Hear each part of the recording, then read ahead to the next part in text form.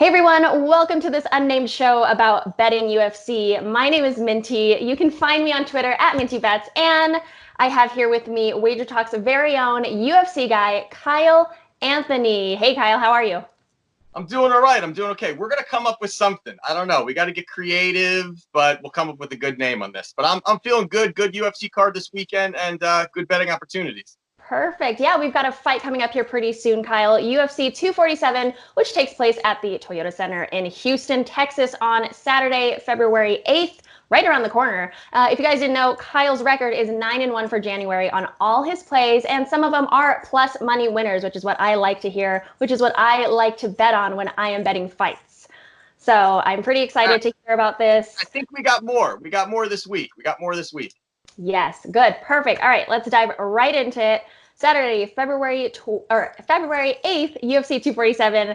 The main fight, Jon Jones versus Reyes. Now, the defending champion Jon Jones versus Dominick Reyes. The current line is Jon Jones is favored minus 460. It's a lot of chalk. And Dominick Reyes plus 360. Now, Jon Jones's last fight was a split decision. He won by a split decision. And Dominick Reyes, his last fight against Chris Weidman, Reyes won by first round knockout. Now, what are your thoughts on the line, Kyle? And how do you feel about Jones matching up against Reyes statistically? Well, I think the big part about this, I think the market has completely bet Reyes, and I think it's changed big time due to the fact most of it is that it's almost like seeing Michael Jordan get dunked on. It's like when it happens once, you're kind of like, wow, but then he could have maybe scored 50 points and won the game. So it's almost like that what happened with Jones, where Jones is the GOAT. He's one of the best fighters in the history of the sport. And he had a tough fight. It was a tough fight. It was a split decision fight. But to me, it was not as close as I think really that the judges had it. I think it was more where you're going to see Jones really stood on the outside, had good control. There was spots where you did see that Santos did have some damage and was able to, maybe steal a round or two. And then that becomes such a big thing. So, it is at minus 440, 460. It is high, but I honestly think this should be even higher. I mean, we're going to talk about Shevchenko in a minute. And, that's, minus 950, minus 1,000. I mean, I don't think it should be that high. But you've got somebody like Reyes, where Reyes against Weidman, he fought Weidman. And the thing about that is he's a known name in the UFC. He's a guy that, has been a past champion. But Weidman is 1-5 out of his last 6 fights. Yikes. So, yes, it's not the greatest thing. It's a great name to have on your resume. But that's what got him in to actually being in the title fight. And even prior to that, a fight that he probably lost. I thought that he lost against Volkan Ozdemir was a fight before that, and he ended up getting a split decision victory on that. And even the fight before that, he fought Ovince St. Preux, and Ovince St. Preux over his last 5 fights is 2-3.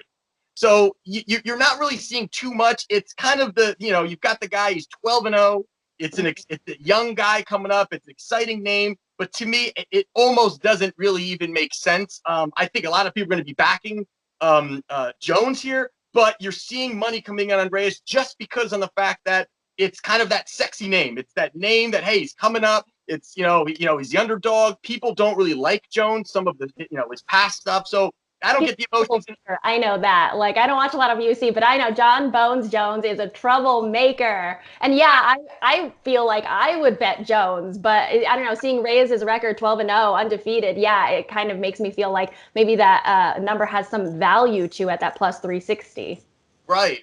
So it is, I can see why people can lean towards that way. But honestly, I don't see many paths to victory for Reyes overall. I mean, you're going against the greatest of all time, where he's got good distance management, creative striking. He moves around and he almost lures fighters into his fight, where a lot of times even Anthony Smith, who fought Jon Jones, said, I'm going to go in there and I'm going to really just bring it to him. And he couldn't. He just couldn't get inside. And that's almost the same thing that Reyes is saying. He's saying, I want to come inside and bring it to him. This is nothing new for Jon Jones. He knows what's going to be happening here. So for me, I just can't see you really betting Reyes in this spot. Interesting. So your play on this fight is Jon Jones?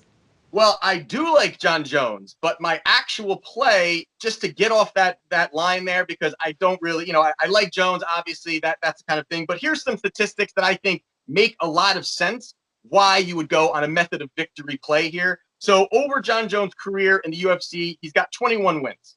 Over those 21 wins, he has 5 submission victories. Okay? Now, the last time he had a submission victory was 2012, 8 years ago, against Vitor Belfort. Since then, he has had 9 fights. And those 9 fights, he's either won 6 of them by knockout and 3 of them by decision. So for me here, it's a method of victory here. It's Jon Jones to win via knockout or decision, and that's going to be minus 180. There's going to be a lot more value there. It really gets you off of the big line. I definitely believe that Jones wins this fight, but my perspective on this is really going to be Reyes is either going to be picked apart for 5 rounds or late, because he's never been in a title fight. He's going to go to the 4th and 5th round, and that's where Jones can finish the fight. Wow. Okay. Thank you. Thank you. Now on to the second fight. Main card heavyweight fight between Juan Adams and Justin Tafa. Now the current line, Juan Adams is minus 260 and Justin Tafa is plus 210. That's kind of like pretty tight. I mean, compared to Jones and Reyes, kind of a pretty tight line, right?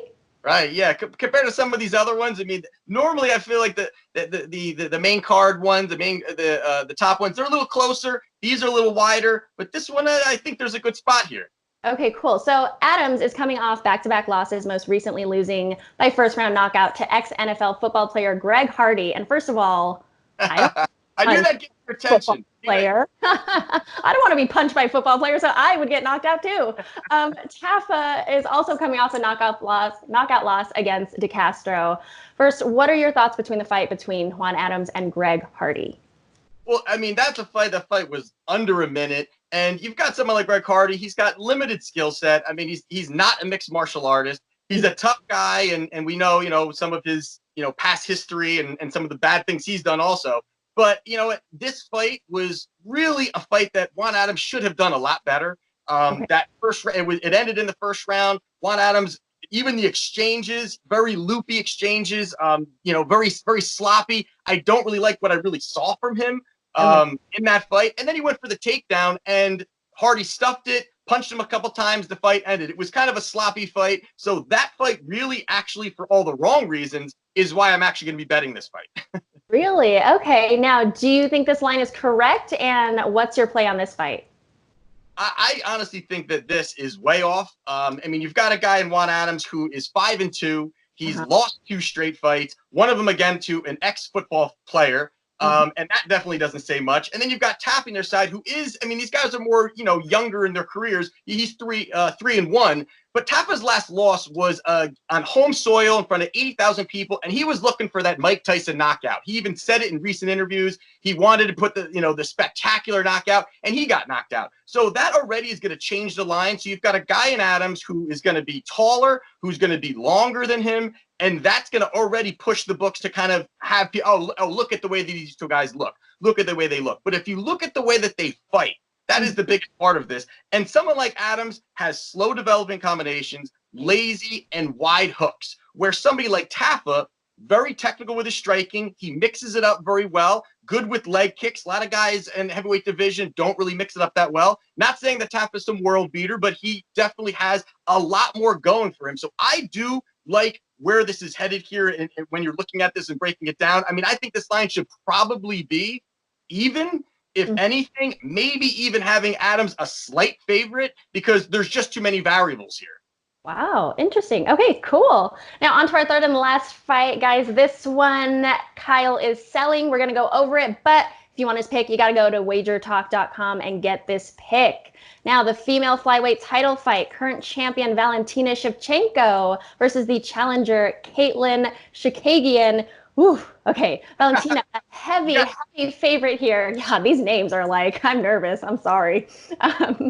Valentina is a heavy favorite, minus 950, and Katlyn plus 650 dog. Now, in Shevchenko's last fight, she won by unanimous decision. Also, in Chookagian's fight, won by unanimous decision as well. Kyle, do you agree with this line? And what paths of victory do you see for each of these fighters? Well, I mean, I think the big thing here with both of them is that Shevchenko is just head and shoulders above the rest of the division. And the line here, I mean, pretty much all the lines you're going to see with Shevchenko, unless she's going to have one of these super fights against another champion, she's going to always be a heavy favorite. So again, when you look at the path to victory, I don't really see much for Chookagian. She has to really be on the outside. She's taller than her also, but she doesn't even come close to the skill set that Shevchenko has. And Shevchenko, Muay Thai champion, K1 champion, multiple accolades when it comes to that. Obviously, UFC champion. So there's just so many things to like about her. So again, to going into this, my plays are going to be on Wager Talk, but you know what? It's getting away from that 950 line. And I think easily that Shevchenko goes out there and does get the victory. But there's definitely a prop in here that I do like. So my plays that I'm definitely going to be on the record for will definitely be Justin Tafa plus 210 and Jon Jones method of victory, knockout, and decision minus 180. Cool. Thank you so much, Kyle. Guys, remember, you guys can get Kyle Anthony's plays on wagertalk.com because he is selling 2 more on the site. He's 9-1 so far this year, going for 11-1. Kyle, do you have anything else to say? No, that's it. That's it. And the only thing I got to say is we need a name. We need a name. That's all. I don't know. We need a name. That's some names for this UFC betting show. So thank you guys for tuning in. I am Minty Bets. That's Kyle Anthony. Good luck, guys, and see you next time.